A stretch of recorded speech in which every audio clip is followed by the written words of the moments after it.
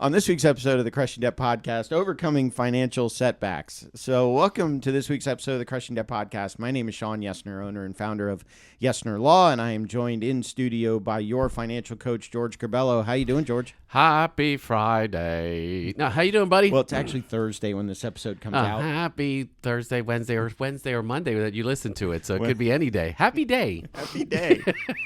What's up, buddy? So we survived the Cub Scout camp out. Nice. My son is now a Boy Scout. Nice. Congrats. And I thawed over the last couple. I think it was in the high 40s every night last weekend during that camp out. I'm sleeping in a tent. Yes, and as our Minnesota listeners are listening, like 40, that's a great day. 40s, that's shorts and t-shirts weather. So, how are you? Doing good. I have to say, again, helping people is always a good thing. But let me tell you, the thing that was a highlight for me last week, I learned the difference between a hammer drill and an impact drill. So yes, that's so all the construction people who are listening, you can make fun of me, but yeah, I'm able to now drill through concrete. So thank you. Were you watching someone do it, or were you actually using the tool? So I had the wrong tool, trying to do drilling into concrete, and realized I needed another tool. So this beautiful thing called Google and YouTube was able to tell me the difference. And I was like, oh, I need another tool. So that was my enlightenment period itself. So I'm very happy about that. I went on a deep dive last night on YouTube. It started with watching some guys playing drums, and then it went to different bands. Then it went to, have you ever heard? It's totally off topic, but it was fun. So there's a group. It's on YouTube. They do a cover of Toto by Africa. Okay. But it's a heavy metal cover. Have you ever heard it? It's amazing. You're going to have to see it now. It's All right. amazing. So I'm going right now. So then I went from there to then Toto has a version of Africa like from a couple of years ago. So they're all like in their 90s singing Africa.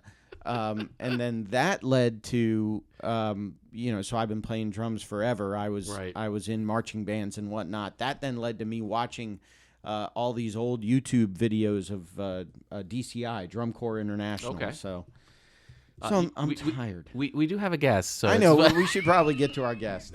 She's looking at us a little funny here, like, what the hell is happening? I also have a favorite version of Toto's Africa. Oh, what is it? There is a choir version where they actually have a storm, and banging their feet on the risers makes it sound like thunder, and then they pat their hands on their thighs to make it sound like rain falling. It's amazing. That sounds cool. I'll probably need to look that up. So let me introduce that mystery voice that you are all hearing. Upon reaching the milestone age of 50, which is probably 3, 4, 5 years from now, right? She found herself contemplating the legacy she wanted to leave behind. After building a successful award-winning real estate business, she experienced burnout and felt a deep yearning for something more meaningful, but her journey wasn't always smooth. She started multiple businesses, faced deep financial struggles, and even filed for bankruptcy, which we're going to talk a little bit about. So instead of letting the financial hardships define her, she used that as a catalyst for reinvention. Through resilience and personal growth, she rebuilt her life, found her true passion, helping others unlock their full potential and create a future they love. Now, as the founder of SML Coaching, she empowers individuals to shift their mindset, overcome obstacles, and take bold action towards success. Known for her natural ability to coach, mentor, and be the big sister everyone needs, she combines real-world experience with deep personal development insights. She believes that financial setbacks don't have to be the end of the story. They can be the beginning of something even greater. Let's turn challenges into opportunities. Make your journey extraordinary. Welcome our guest, Shannon Miller-Lutz. Welcome, Shannon. Hi. It's actually Lutz. I Lutz. know here in Florida it's Lutz, but Lutz. We have the Americanized version of the German word, so it's Shannon Miller-Lutz. Lutz. You know what? And I almost thought about asking you before we started recording. I actually posted something years ago on social media to see, do people pronounce the city in I don't even know if it's a city, whatever it is, in Florida as Lutz or Lutz? And it's in the 50, city 50? is Lutz. Yeah. Well, that's the German pronunciation, Lutz. Okay. Yeah. Okay. Well, there you go. So welcome, Shannon. Yeah, welcome. Shannon, that's good. That's good. I'll take it. And I'll give you got your number here. Oh, it's it's your website. Sorry, your website, SML, Shannon Miller-Lutz, smlcoaching.com. I was today years old when I figured that out. There you go. Welcome. So Thank so you. welcome, Shannon. Thanks for having me, guys. So I do want to kind of start out with, one of the things that was intriguing to me that I think our listeners would appreciate is the journey from kind of financial success to bankruptcy back to financial success. So kind of describe to us what was happening, and then what kind of caused you to go into that mindset that you needed a bankruptcy to help get out of it, and then where are you today? Yeah, well, so this is going back about 20 years. I was a single mom. My son was about to turn 10. So yeah, he's about to turn 30. I'm about to turn 60. I didn't ask. I know. I like to brag because I think I look pretty good for 60. Anyway, so I was a single mom, and because my ex-husband and I made about the same amount of money, the courts decided that there was basically no support. We had 50-50 custody. And so here I am as a single mom. We split when our son was 3, so still paying for daycare, really expensive time in a lot of people's lives, right? When they have young kids. Yep. It's pretty expensive. So, I'm a single mom. At the time, I'm working with my live-in boyfriend. I had been working in the mortgage business, and I met him when I was working in a mortgage office. He headed up the unsecured lending side. So he broke away and created his own business. And so it was just unsecured signature loans, and we processed those and got those people hooked up with that. But he was not a great partner.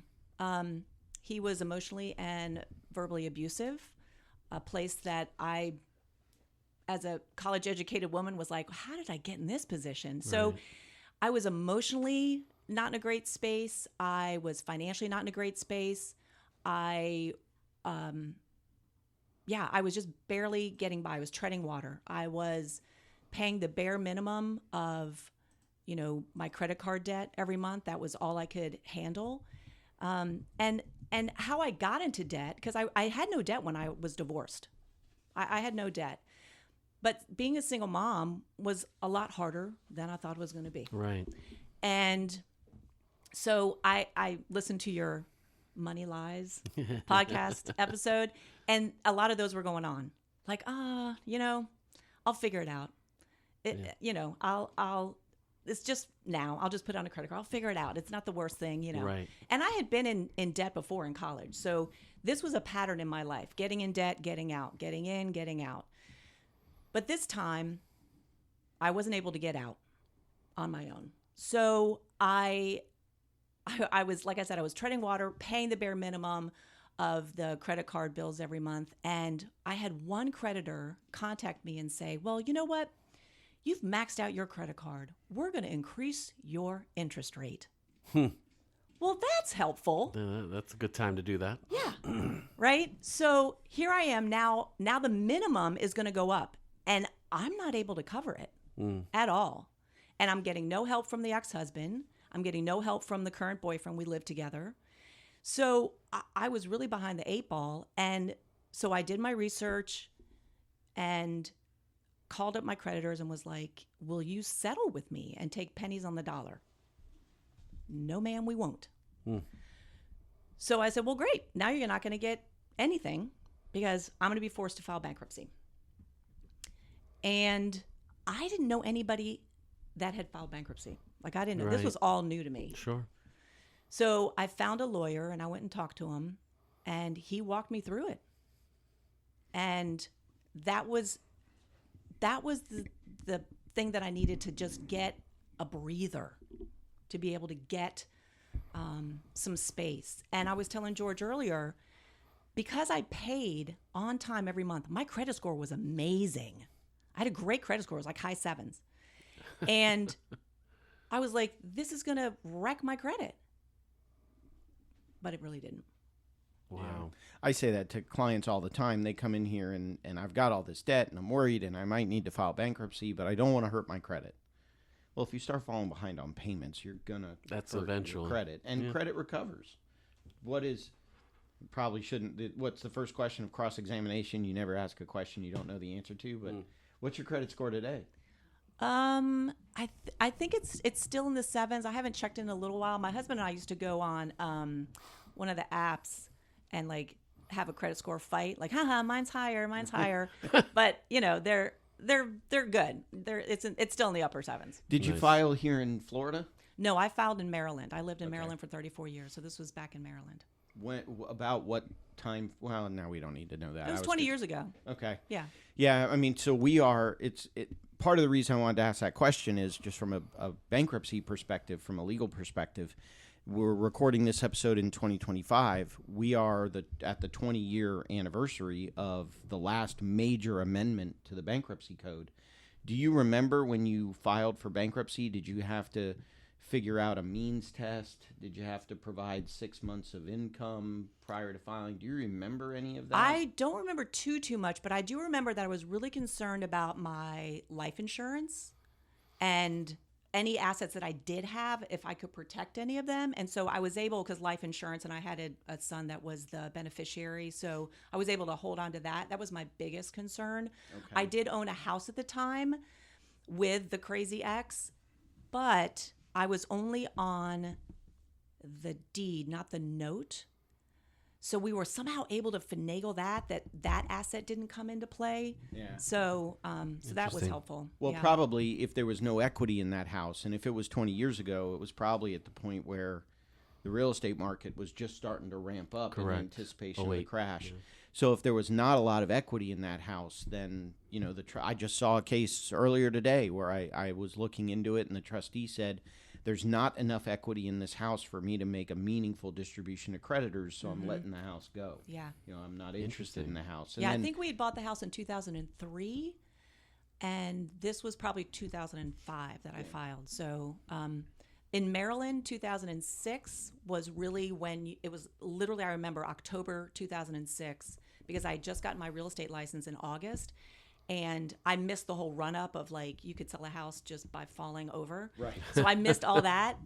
The air started leaking out of that balloon October of 2006, where you would put your house on the market and it wasn't gone the same day. Yeah. It, like, took a week and people were like, what? Right. Yeah. A week to sell my house? Yeah. I wonder what it is now. It's longer than that now. At least. Oh, you mean houses on the market yeah. and stuff? Yeah. I think last time I checked with the realtor, it was about 45 days right now. We're at that. That's where we're at that point. So it is definitely there's more inventory, or at least more availability. At least here in Florida as well, we're starting to see that too. Yeah, and again, it's Maryland versus Florida, so different states, different exemptions, different assets you can protect. Sure. If it's a term life insurance policy, you can protect that because it's got no cash surrender value. It's just you pay, and if you die, the beneficiaries get the money. So typically, I don't worry about life insurance policies. If it's a whole life policy or an investment type policy, Florida says those are exempt. So Florida, you could protect. That's the type that it was. Okay. Yeah. So either Maryland must say the same thing then, and which makes sense. I mean, it's not money that your heirs are going to get until you die. It's a future, and it's for their benefit. Correct. It's not for your benefit. Right. So it makes sense that most states would exempt it, but. If you're in Maryland, check with a Maryland attorney. Disclaimer: check with a Maryland attorney. Don't file bankruptcy. Shawn said. Yeah, Shawn said I didn't have to do anything with my life insurance. So you file bankruptcy. You come out the other side. What happens after that? Well, like I said, it gave me a little bit of breathing room.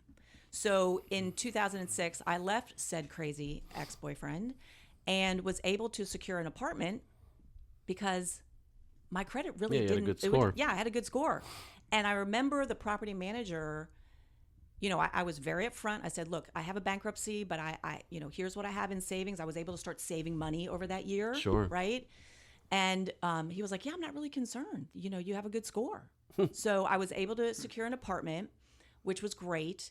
And then right after that, I got my real estate license. So then I start this real estate career in a not great market. But as a single mom, I had no choice but to succeed. It took a couple years to really, really get going. But this gave me a lot of flexibility to be home with my son. You know, I think single parents, it's hard. Yes. It's hard, really hard. And so it gave me the flexibility to be able to be home in the afternoon with him when he got home from work or home from school. And I would say, hey, what's your homework? And like I get a snack. And if I had to go out and show houses, I could do that, or I could work from home. So I was like, I got to make this work. So by 2009, my business really took off. And I remember talking to my broker the summer of 2009, like June, July. And I had 6 buyers I was working with.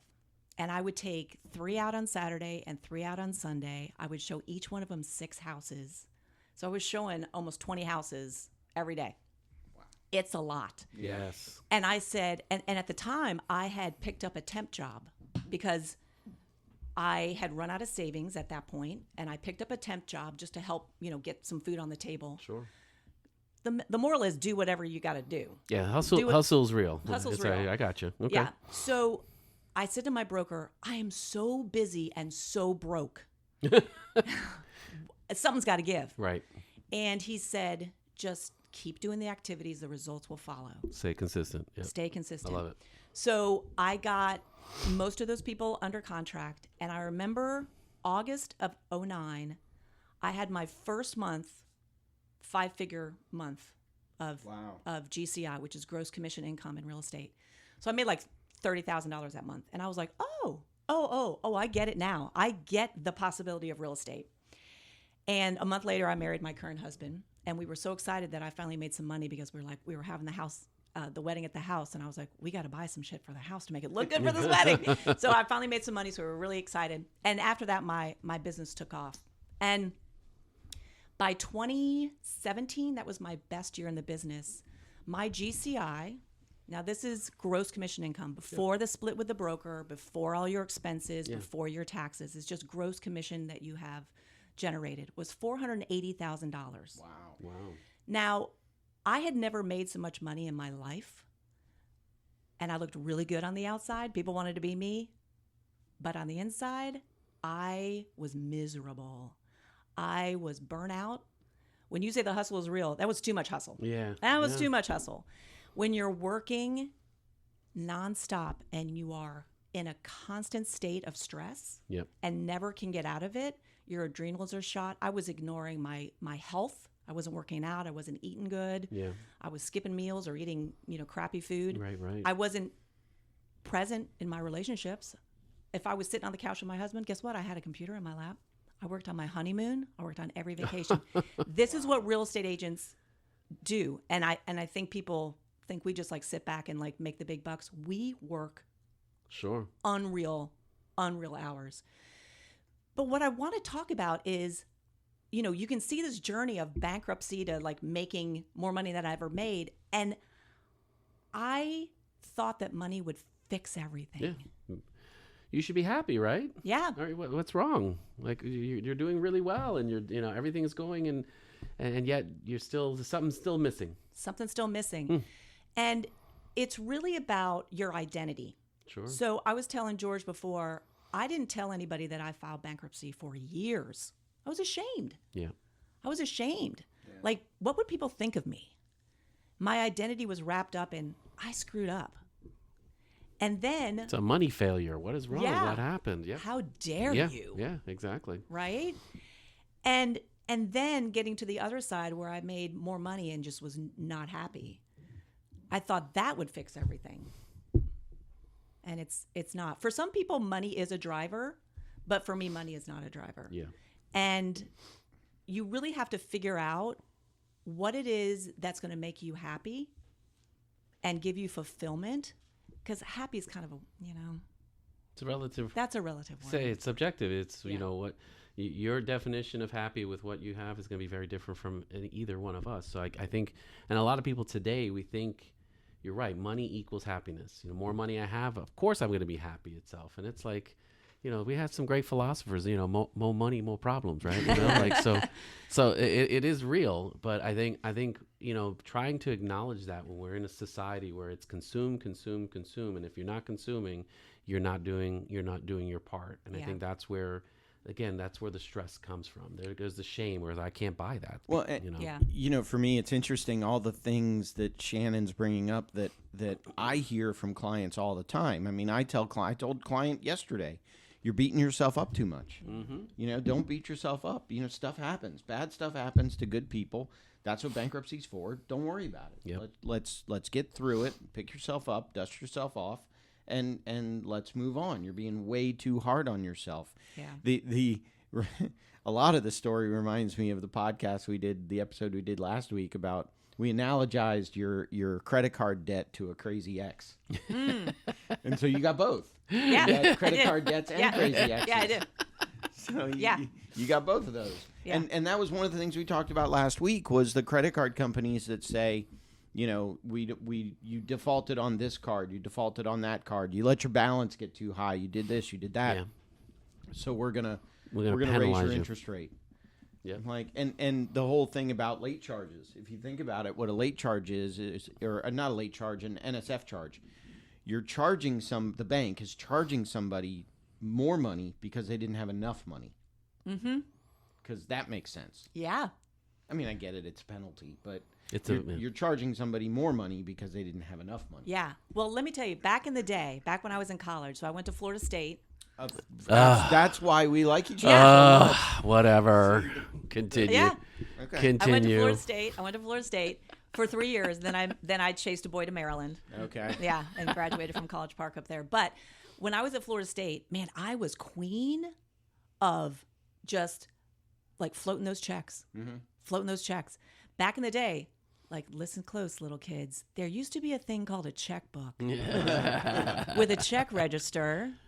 And you would write down how much you spent and track it that way. Wait, I have one of those. It's in my phone. I have one. Well, I have an Excel spreadsheet that does it. Yeah. And so I was queen of floating the checks, because you could write a check. Then you would be like, okay, it's going to take this long to get there, this long to clear. By then, I'll get some more money, right? I was so good at that. I hate how it is now. It immediately comes out of your account. I'm like, no, where's the floating? When you have a little money and you don't want those NSF fees, you gotta play the game. Mm-hmm. Play that game, right? I've done that before as well. I've floated checks before as well. You know that it's gonna get there on this date. Yeah. And you have this much time, and I've done that as well. So, when did you start SML Coaching?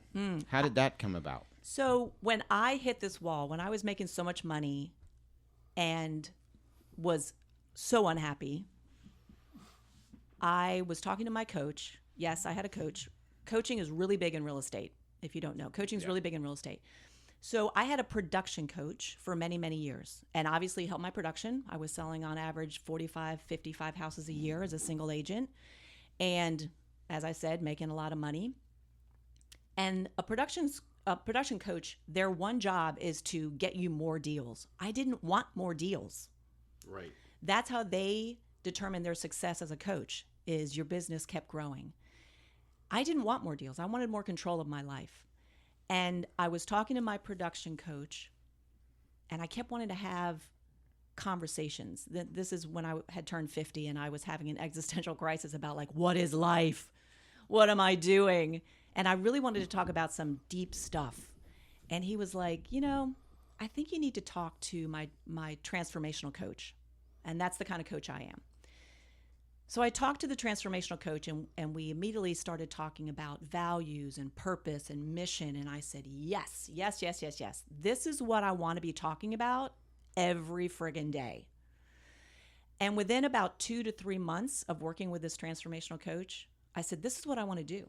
I want to have these conversations with people. I want to help people take control of their life instead of just being in reaction mode all the time and putting out fires and getting to the end of the week and saying, what just happened? I didn't get anything done other than same shit, different day. Right. Right. Right.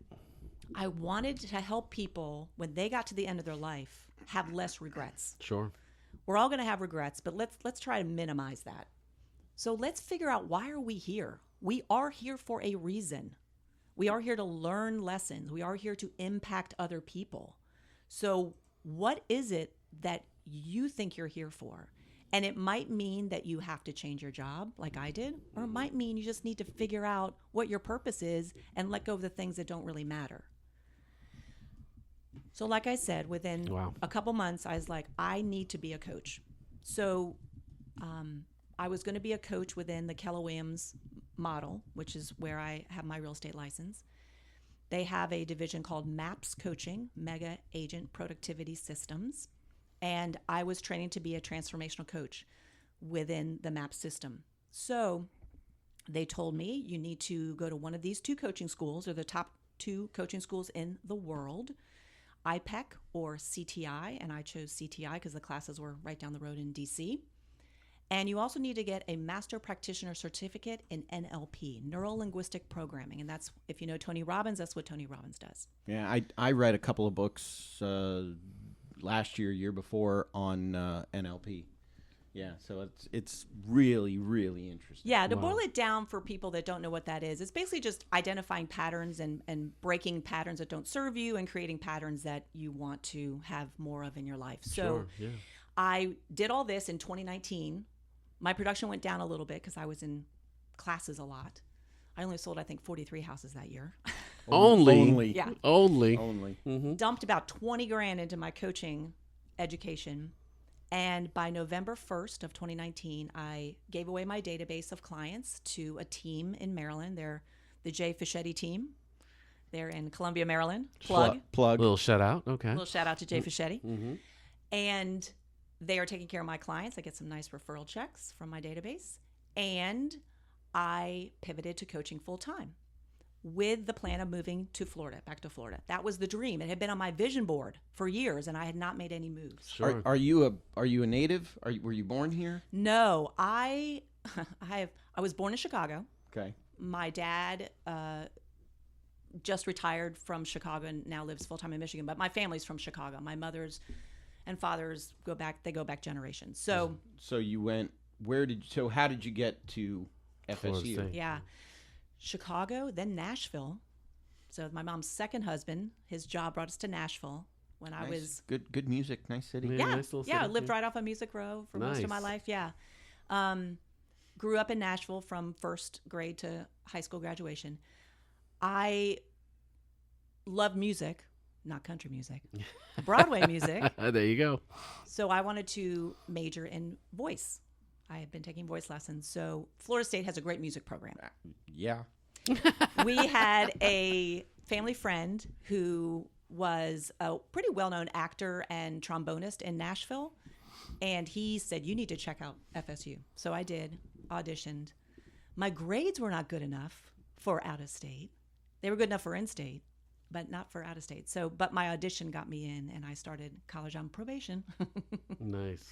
And like I said, went there for 3 years and then chased a boy to Maryland. So nice. Well, so I was. I know we're off topic a little bit, but I was an accounting major at FSU.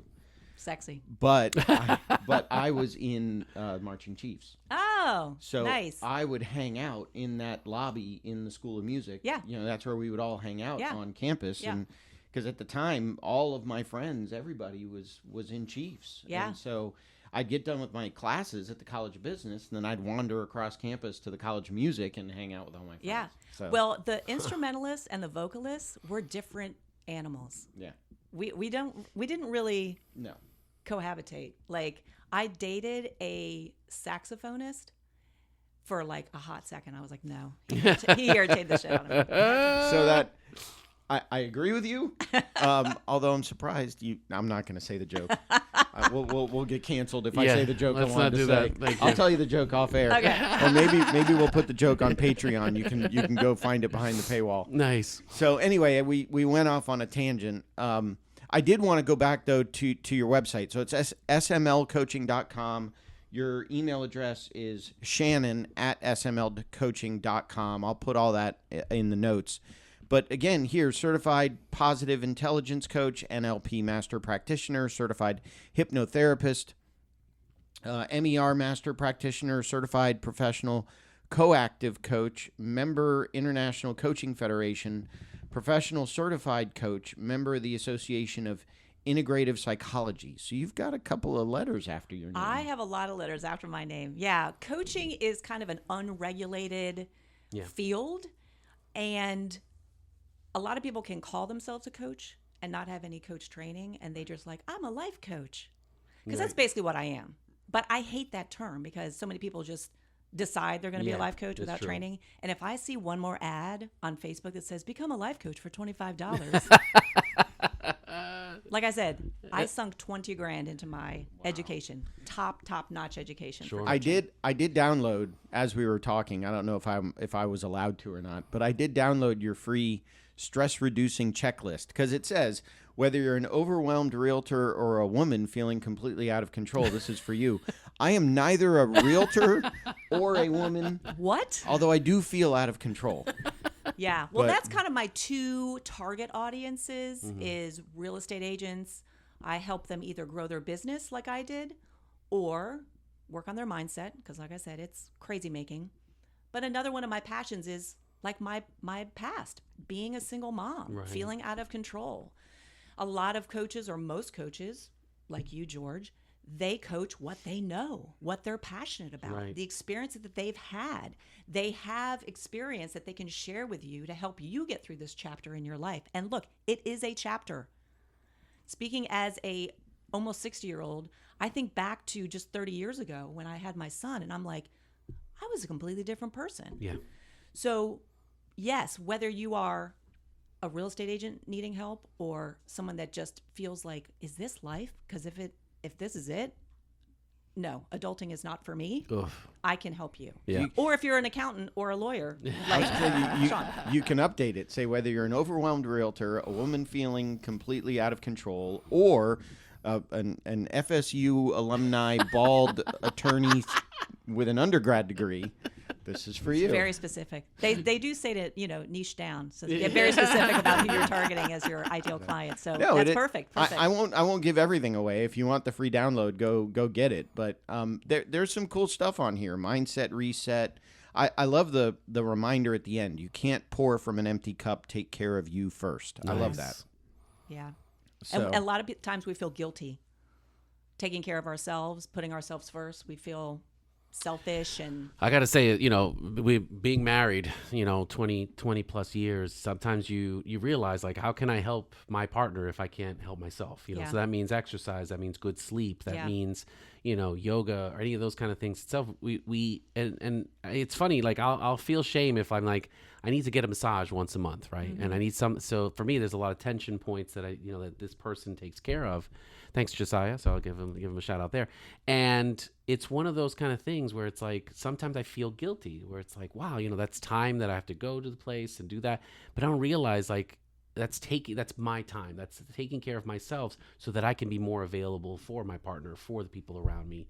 So I think a lot of us do feel that guilt, and it's just like, you can't help others if you can't help yourself. I'm sorry. I've dealt with that myself as well. I mean, we all have experience with single parents. George was raised by a single my parent. Mom. Yep. Respect you were the game. A single parent. I'm currently a single parent.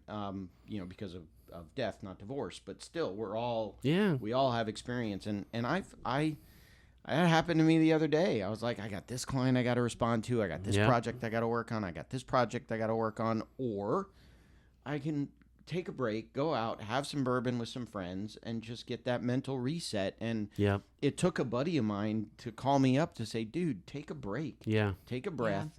Come out, have a cigar, have a glass of bourbon. The work will still be there tomorrow. Yep. Yeah, and when you take that mental break, you actually can come back to work and be more productive.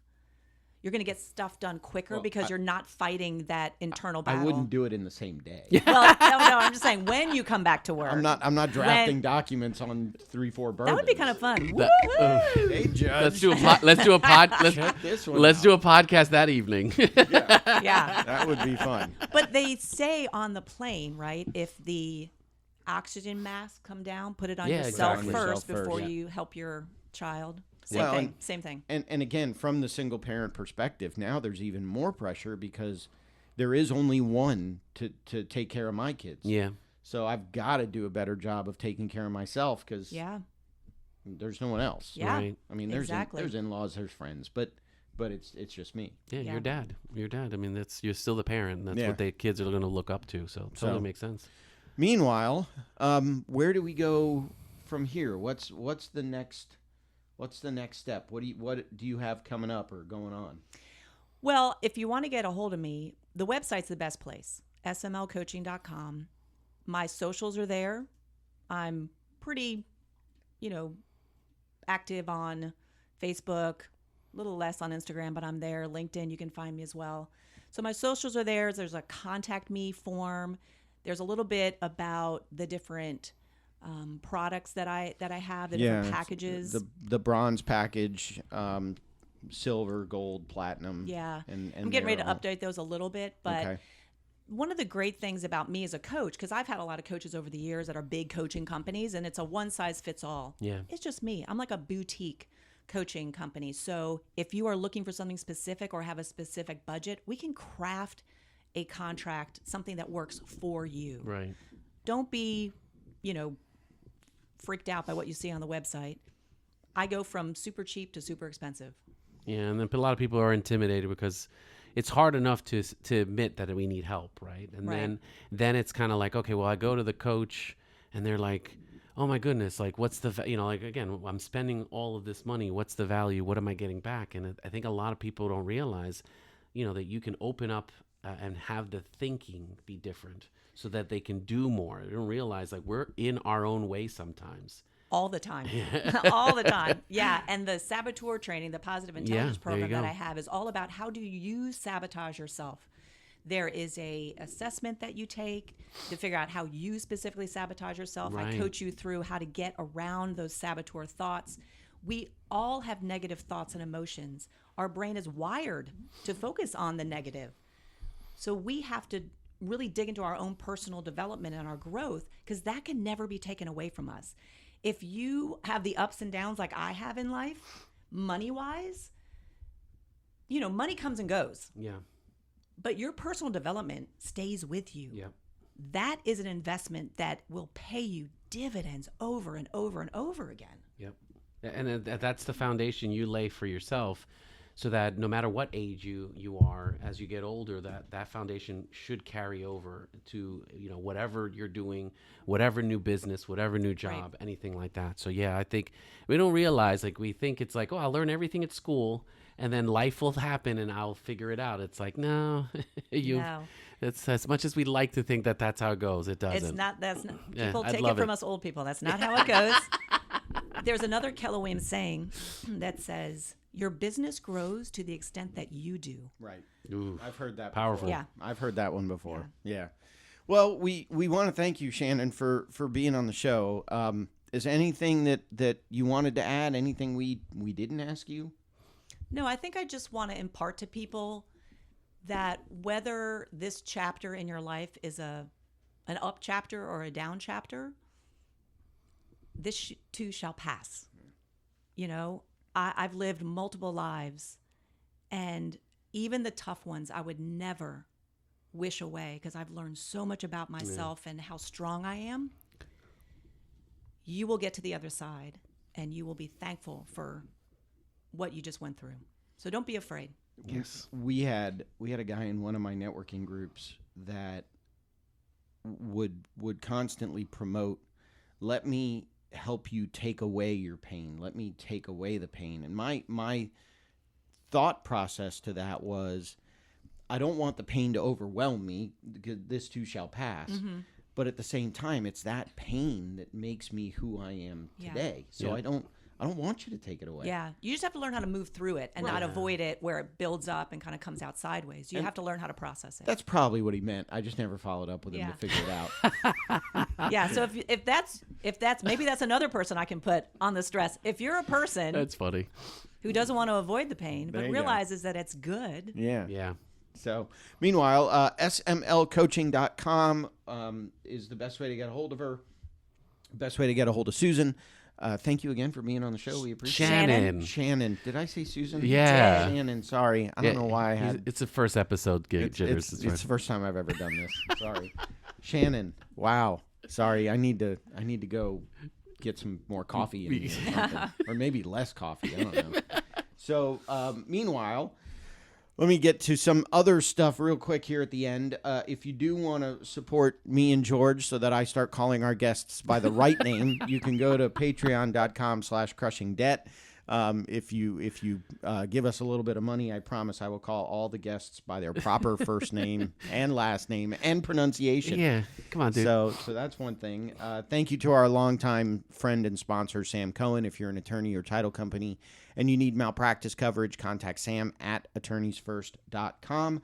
And then I do want to start putting in a plug, April 26th of 2025. So if you're listening to this before April 26th of 2025, April 26th of 2025 is the PanCan, the Pancreatic Cancer Purple Stride Walk. Again, I've got a team raising money in honor of my late wife. I did make Grand Club again for 2025, but we're still way behind what we collected for 2024. So I want to try to match that. So if you are so inclined to donate to pancreatic cancer education awareness, to help support families going through it, you can go to My Legacy Striders. I'll have the link in the show notes to do that as well. But the walk is at Steinbrenner Field. It's April 26th. We'll be raising money from now to then.